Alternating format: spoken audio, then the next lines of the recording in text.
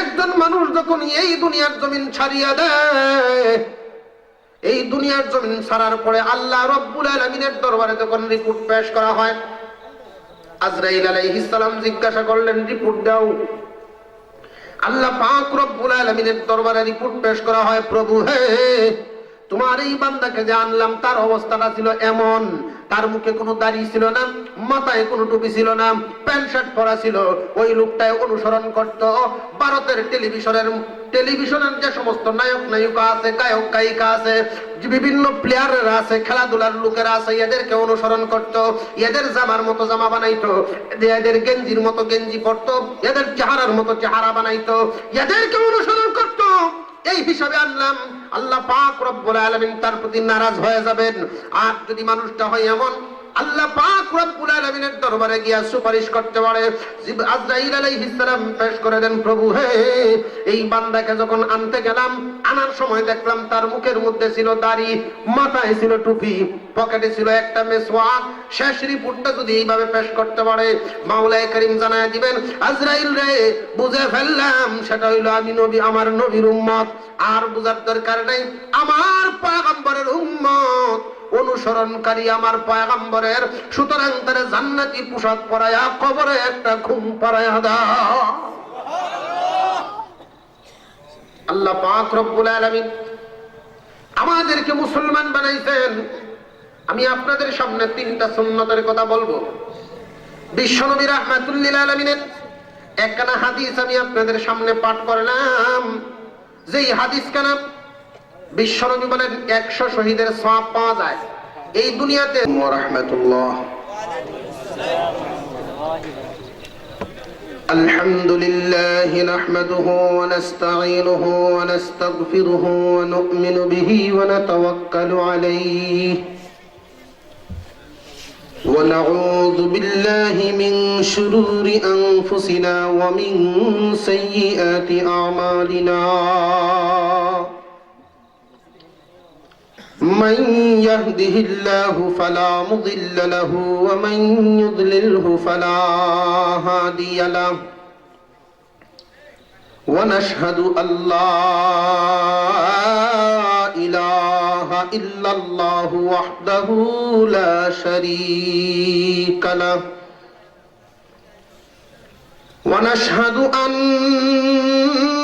سيدنا وسندنا وحبيبنا وحبيب ربنا ومولانا محمدا عبده ورسوله الذي أرسل إلى الناس كافة بشيرا ونذيرا وداعيا إلى الله بإذنه وسراجا منيرا. أما بعد فأعوذ بالله من الشيطان الرجيم. بسم الله الرحمن الرحيم. قل إن كنتم تحبون الله فاتبعوني يحببكم الله ويغفر لكم ذنوبكم والله غفور رحيم. صدق الله العظيم.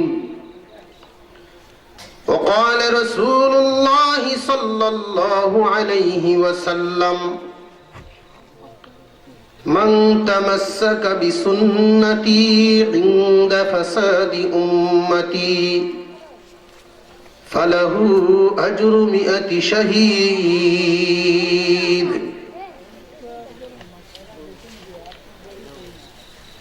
وصدق رسوله النبي الكريم ونحن على ذلك من الشاهدين والشاكرين والحمد لله رب العالمين. اللهم صل على محمد وعلى آل محمد كما صليت على إبراهيم وعلى آل إبراهيم إنك حميد مجيد. اللهم بارك على محمد وعلى آل محمد كما باركت على إبراهيم وعلى آل إبراهيم إنك حميد مجيد. بلغ العلا بكماله كشف الدجى بجماله حسنت جميع خصاله صلوا عليه وآله. بلغ العلا بكماله كشف الدجى بجماله حسنت جميع خصاله صلوا عليه. इलाही दिखा दे हमें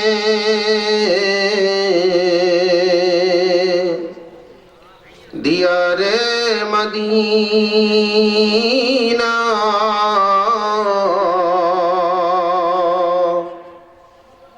इलाही बना दे हमें गुबारे मदीना.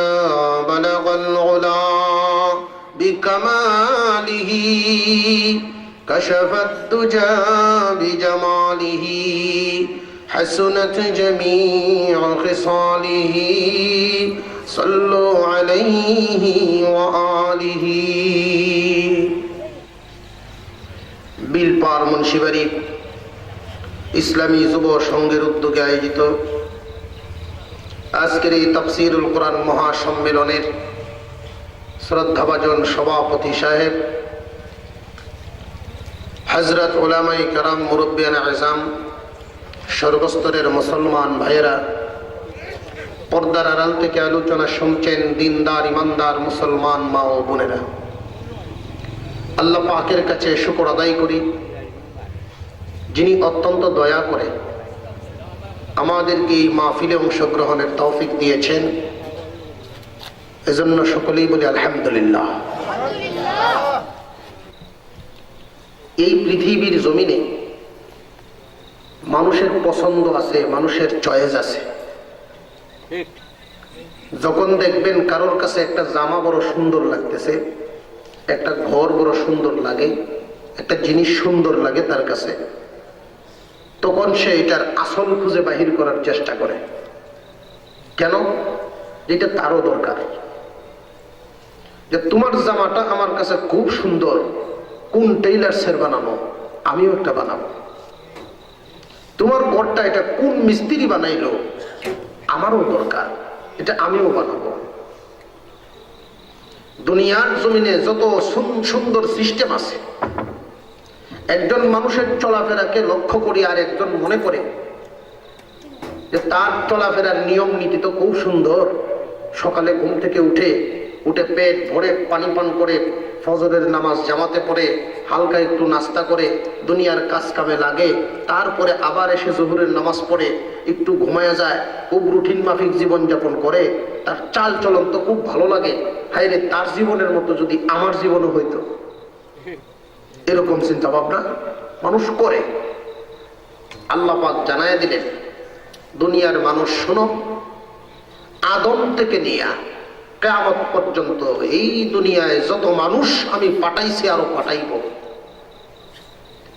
এত সুন্দর সুশৃঙ্খল চলনেওয়ালা আর কাউকে সৃষ্টি করি নাই মুহাম্মাদুর রাসূলুল্লাহর মতো। আর জোরে কন্না সুবহানাল্লাহ। হুজুর আকরাম সাল্লাল্লাহু আলাইহি ওয়াসাল্লামের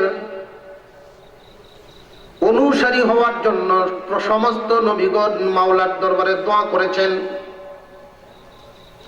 প্রভু হে পয়গম্বর বানায় পাঠাইছেন, পয়গম্বরের দরজা তো ছোট দরজা নয়।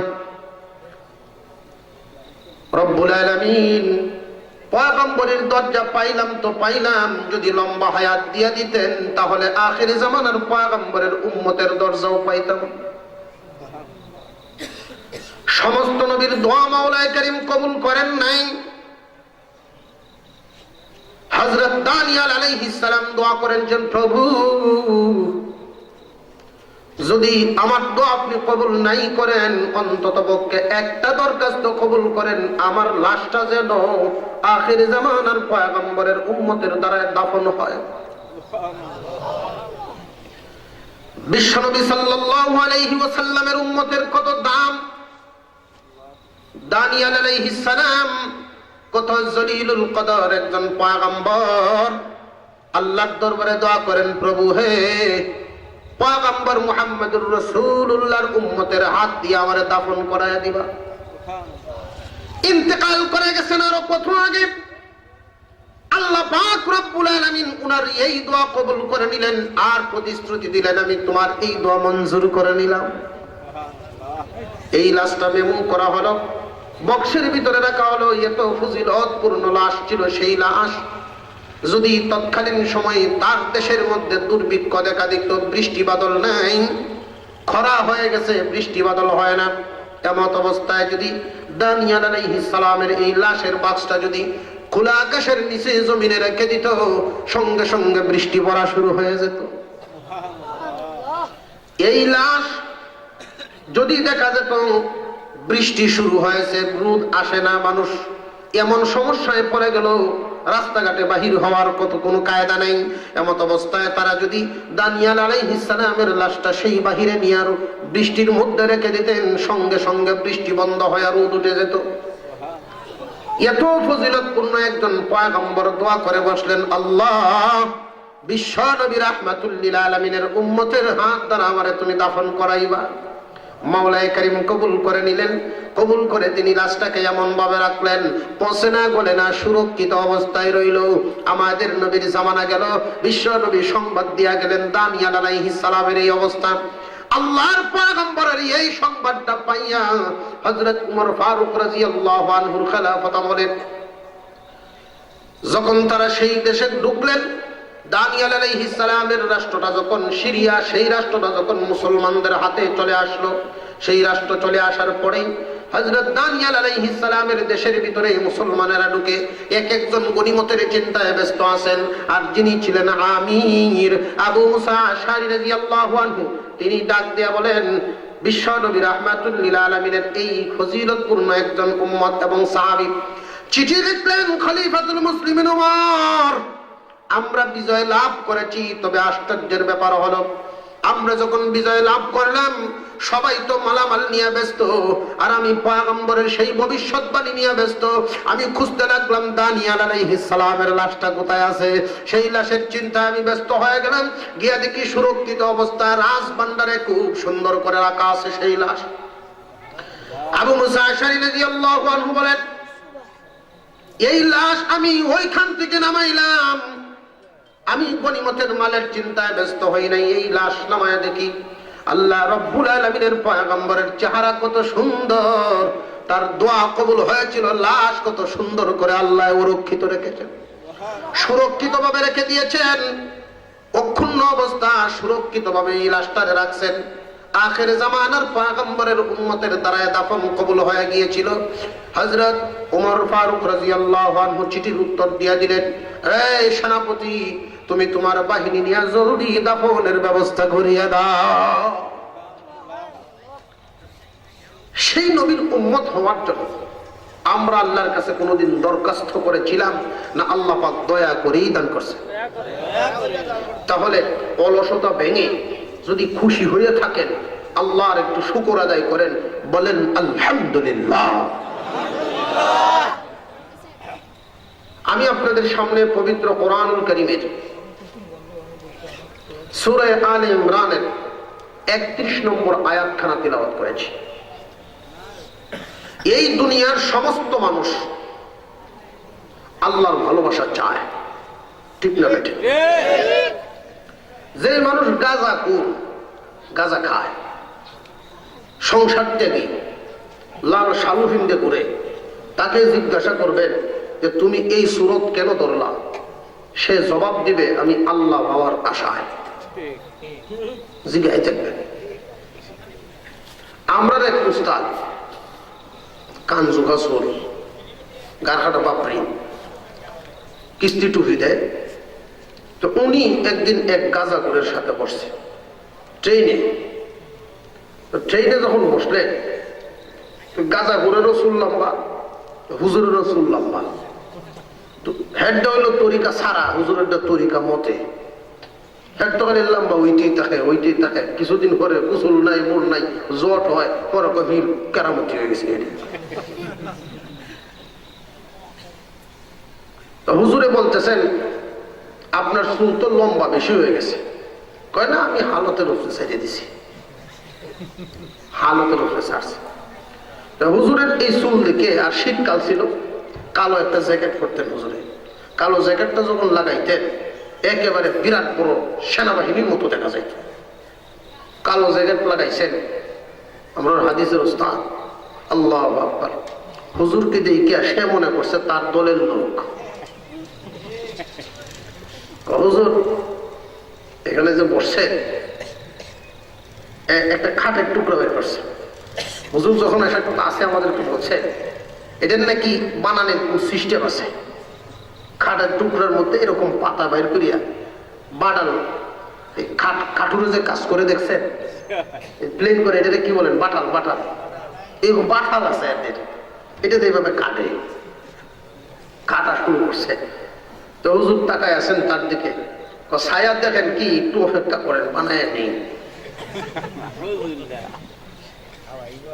হুজুর যে দেখতেছেন তাকায়া, মনে করছে এই লোক আমার দলের। যখন যেই আগুন জ্বালাইয়া শুরু করছে, দিবেন একটা টান, হুজুরের নাউজুবিল্লাহ। যেই নাউজুবিল্লাহ কইছে, হ্যাঁ নাউজুবিল্লাহ, তো আপনি আমার দলের না। নাউজুবিল্লাহ কইছেন, সুরত ধরছেন, চুল লম্বা রাখছেন, দাড়িও আছে, নাউজুবিল্লাহ গাঞ্জা দিতে কইলে তার মারিফত পাইছেন না। হুজুরে কইতে মারিফত কি তোমার কাছে আছে? হ্যাঁ, টান না দিলে আপনি বুঝবেন না মারিফত কারে কয়। হুজুর তো এই গাঞ্জার পিছে লাগলো। মারিফত কয় কেন? গাঞ্জা খায়া আল্লাহ পাওয়া, মারিফত চিন্তা, এর কারণটা কি?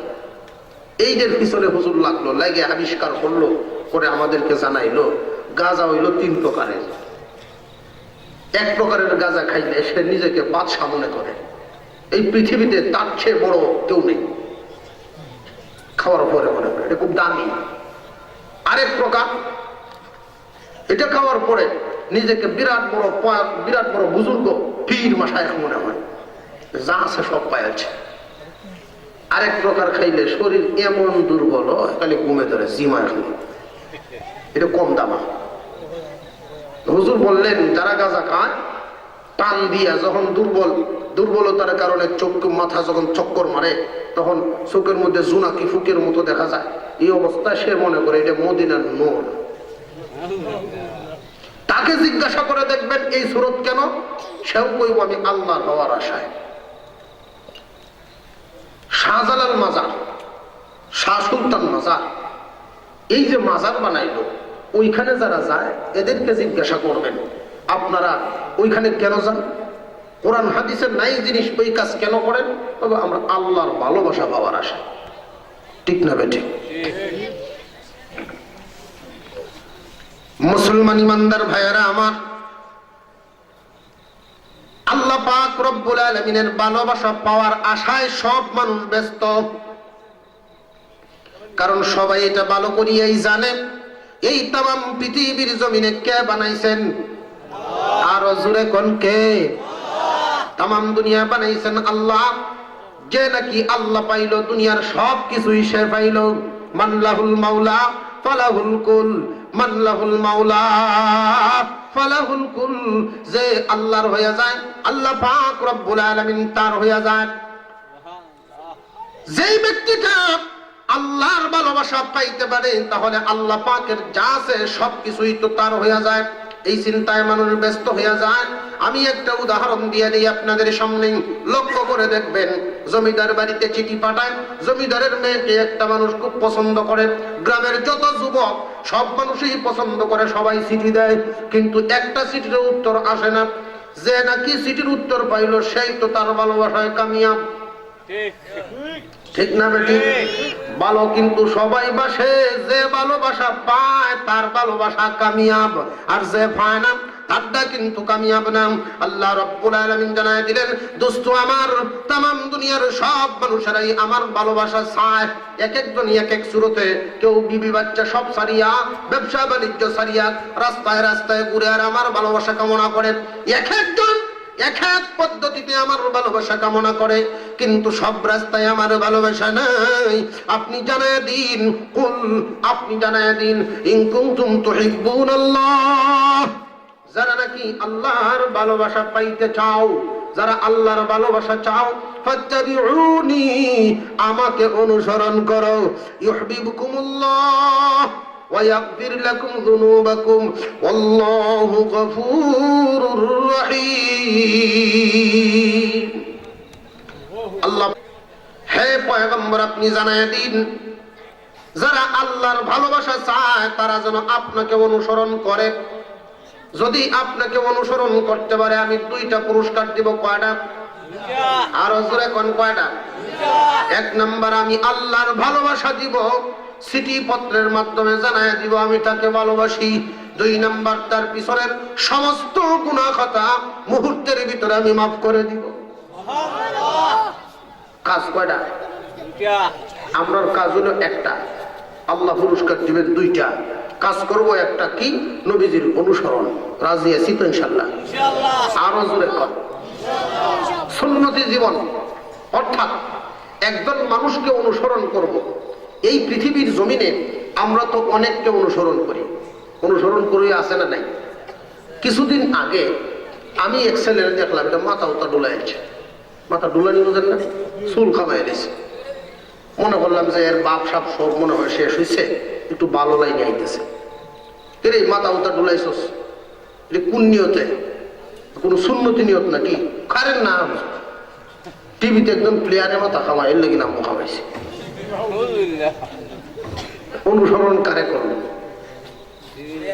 কেউ গেঞ্জি কিনে এমন জাতের গেঞ্জি, এটা ফিন্টার কোন সুরত নাই, এমন কিছু ফ্যান্ট কিনতে এটা খাপ লাগে, খাইয়া তুছে কেনায়। আছে না নাই? ইদানিং এক জাতের ফ্যান্ট বাইরেছে, এমন ভাবে বাইর করছে ফ্যান্টটা, এটা উষানির কোনো বাউই নেই, উপরে উঠানির কোনো ব্যবস্থাই নেই। এমন নির্লজ্জ কাপড়, এটা বেল্ট দিয়া নাতে কোনোভাবে দড়ি দেবেন দেও যদি কিনতে, নইলেই অর্ধেক নাই। এরপরে ছোট একটা ভাই পিছন দিয়ে গেছে, এটা যে নুইয়া কিতা কাজ করতেছে এই প্যান্ট কিন দিয়া, ছোট ভাই কি আতাইতেছে, ভাই উদা হয়ে আসছে সব মায়া, এই যে ফ্যান বাদ দিল, এমন ফ্যান আছে না নাই? নির্লজ্জ কত!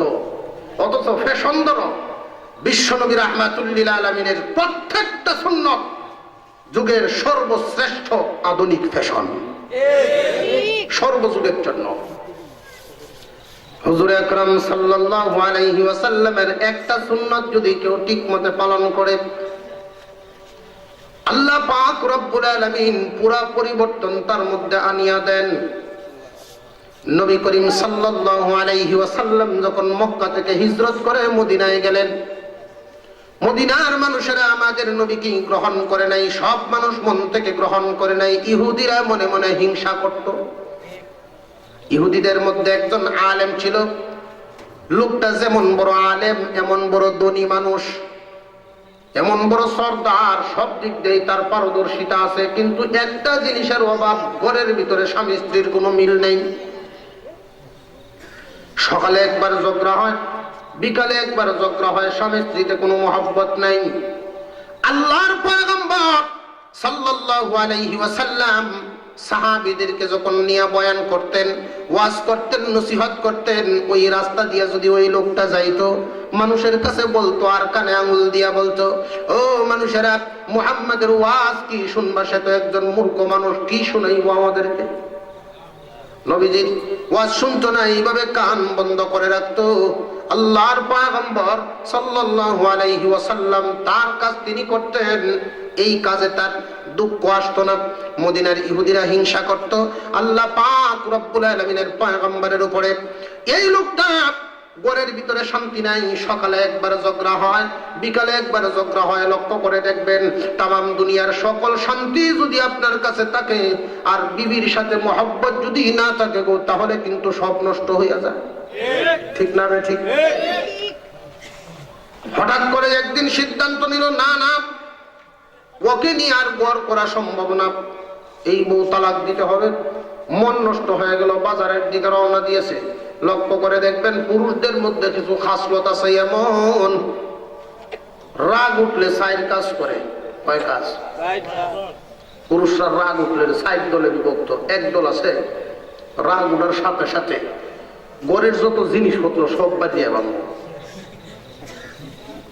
আছে না নাই? এটাই একদল। আরেক দল বড়ই থাকতো না, জামা পাঞ্জাবি লইয়া বাজারও যতক্ষণ গুসা আছে বাড়ি বড় হইতো না।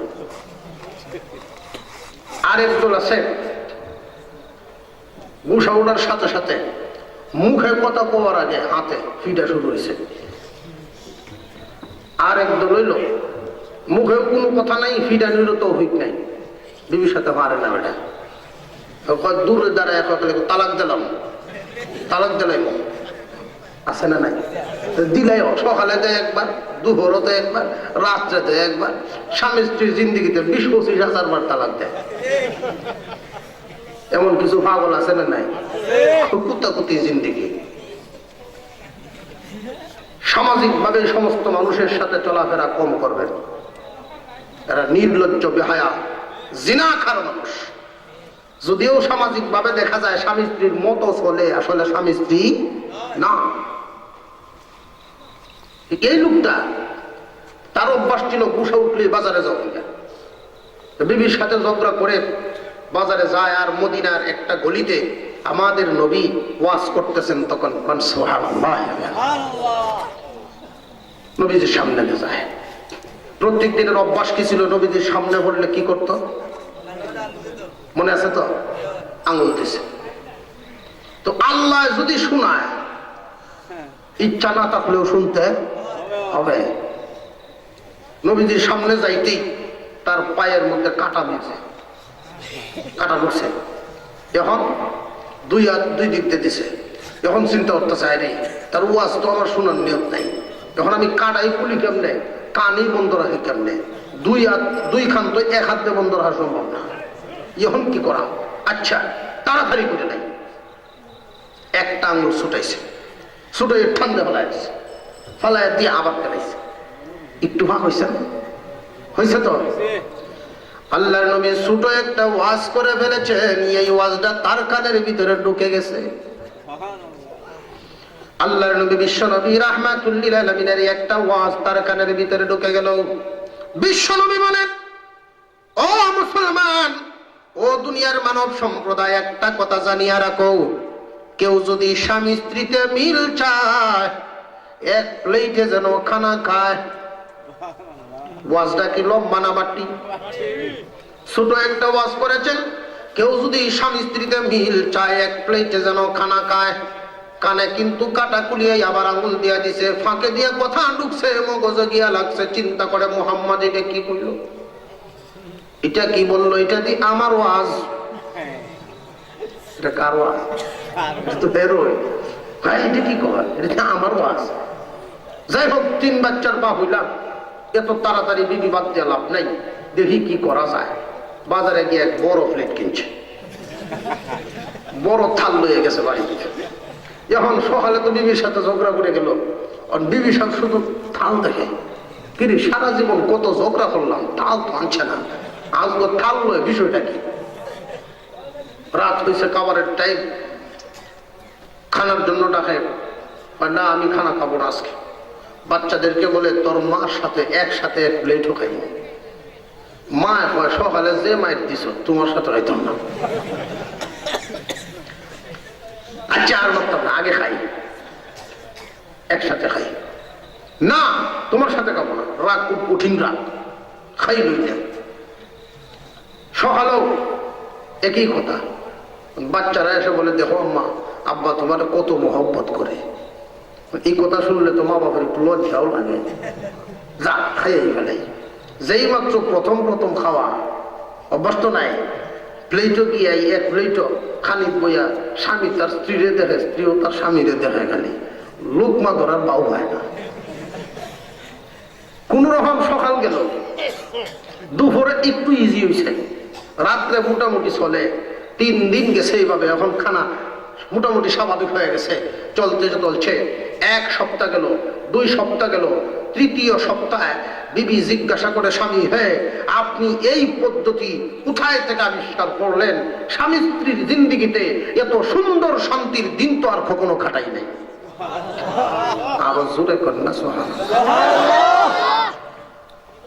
এই লোকটা ডাক দিয়া বলে, বিবি সকাল বিকাল যেই মানুষটার সমালোচনা আমি করতাম,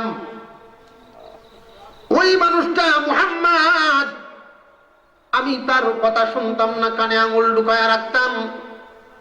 তোমার সাথে শেষ ঝগড়া করে যেই দিন বাড়ি থেকে বাহির হয়ে মনে মনে সিদ্ধান্ত নিয়েছিলাম তোমাকে নিয়ে আর সংসার করব না, তার সামনে যখন গেলাম আমার পায়ে কাটা বিদ্ধ হয়ে গেল।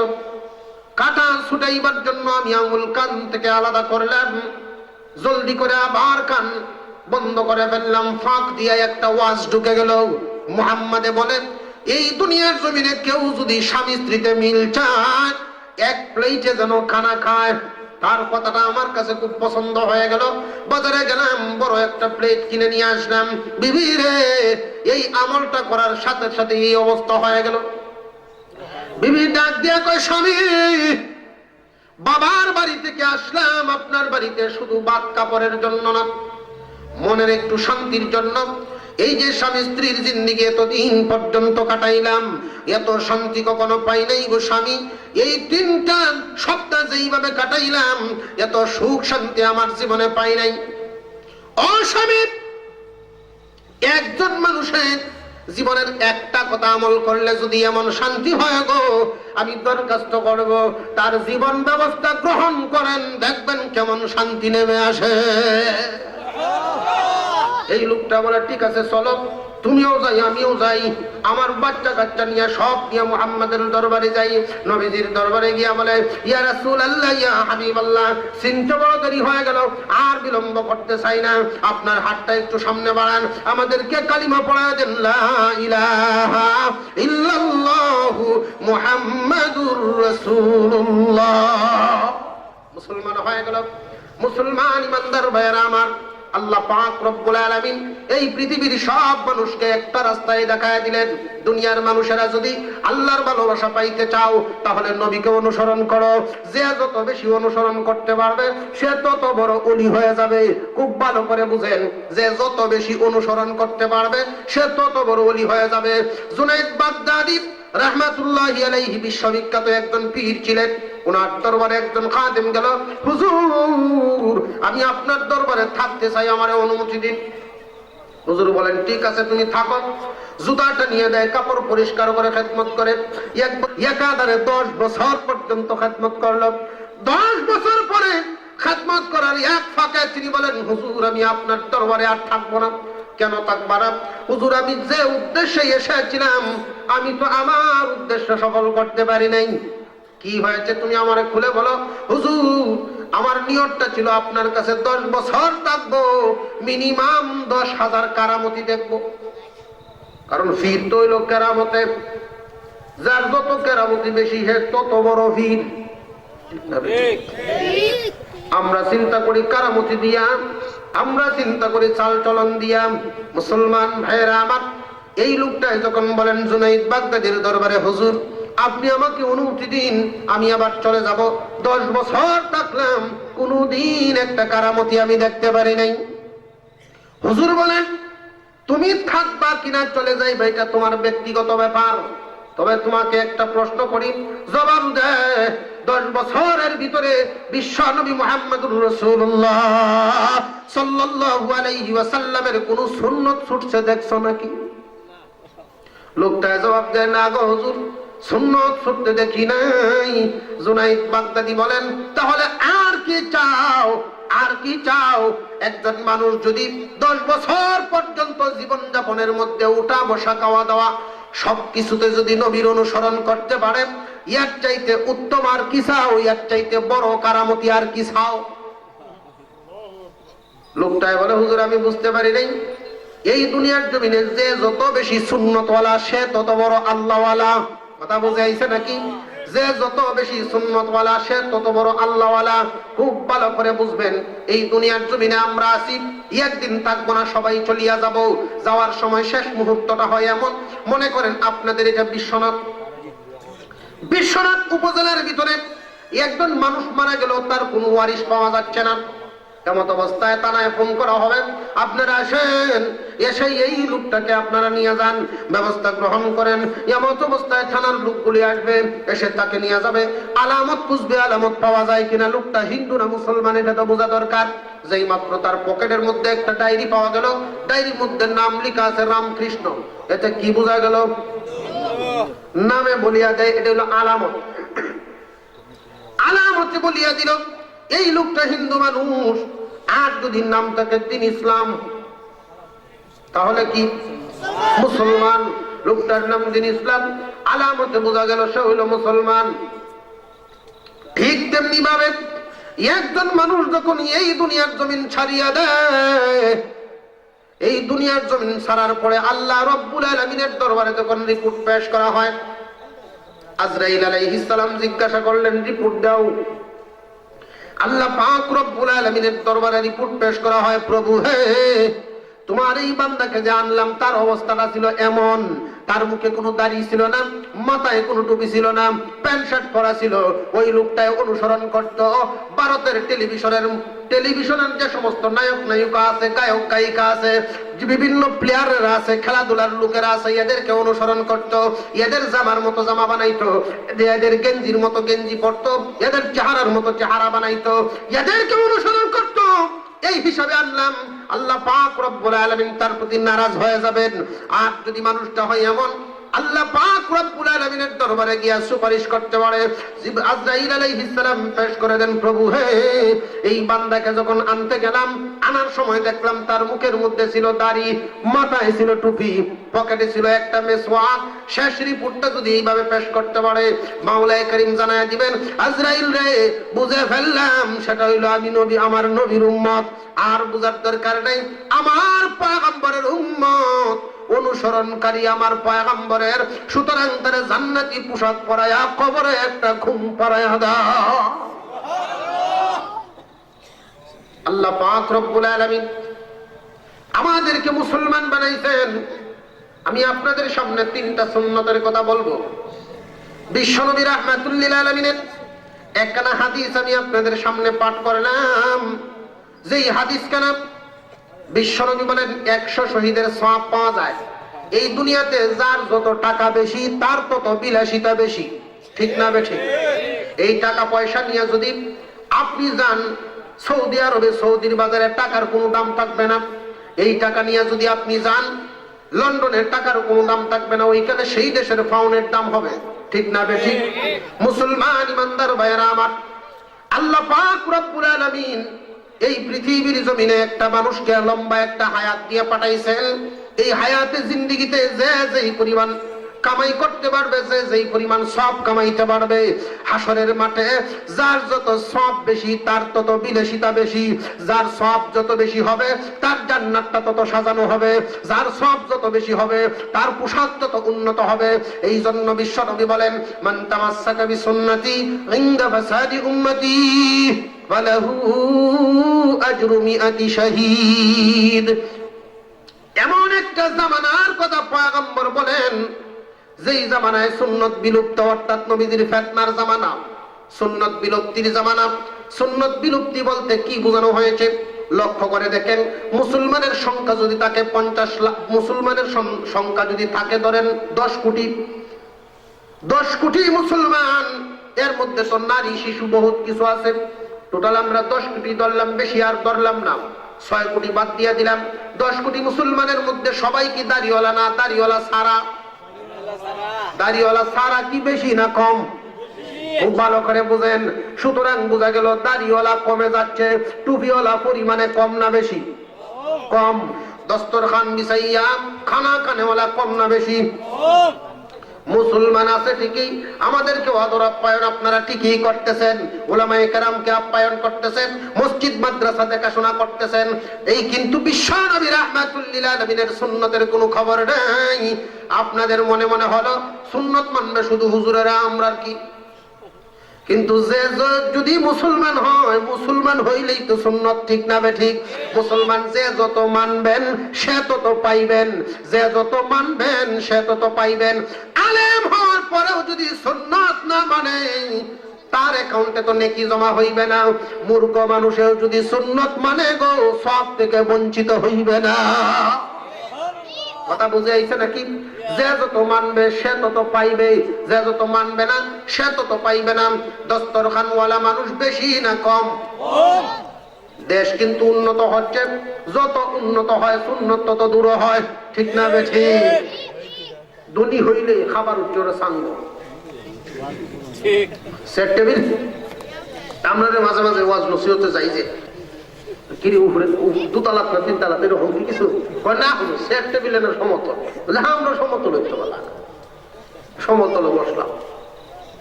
আরে দস্তরখান কই?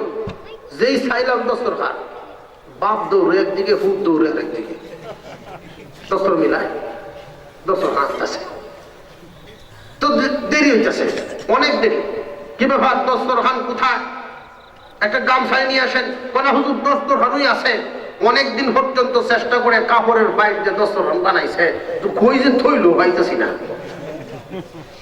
বুঝে দস্তরের কত গুরুত্ব। এটা কি কই থওয়ার জিনিস না ওয়াক্তে ওয়াক্তে ব্যবহারের জিনিস? কথাগুলো বাস্তব না বাস্তব? খুঁজতে খুঁজতে পায় না। বাপের কুদায় হুতে, হুতেরে কুদায় বাপে কই তুইছে গেছে ভাগ করো, কই তুইছো গো? কই গিয়া দেখো দানের মাছার সিফাত, দানের মাছার সিফাত আনছে, আইনে যেই মাত্র বিছাইছে এমন একটা গন্ধ বেরিয়েছে, কারণ বানানির ঘরে যে থইছি নে তুললে আর খুললে দেখছে না, একটা দুর্গন্ধ বেরিয়েছে। কিছুদিন পর্যন্ত একটা কাপড়ই যদি রাখেন, এটা একটা উংসা গন্ধ বেরোয়, ঠিক না? ঠিক। কাপড়ের সামনে যখন আনছে, এই কি কাপড় দূর নিয়ে একটু মেলাইছে, মেলাইতে দেখা যায় 6-7 তেলা হুকাইলে দিতে বেরিয়ে দৌড়তেছে। আমি বললাম এই দস্তরখান থুয়ে দেন, একটা গামছা দিছে। বলার উদ্দেশ্য হইল দস্তরখান কি সংখ্যায় কম না বেশি? কম। এতে বোঝা গেল বিলুপ্তির পথে, বিলুপ্তির পথে। দাড়ি কম না বেশি? কম। বিলুপ্তির পথে। মেসওয়াক করে নেওয়ালা বেশি। আমাদের জামানা বলছেন সুন্নত বিলুপ্তির জামানা বলছেন। এই জামানায় যদি একটা সুন্নতকে কেউ আমল করতে পারে 100 শহীদের সওয়াব দেওয়া। সুবহানাল্লাহ।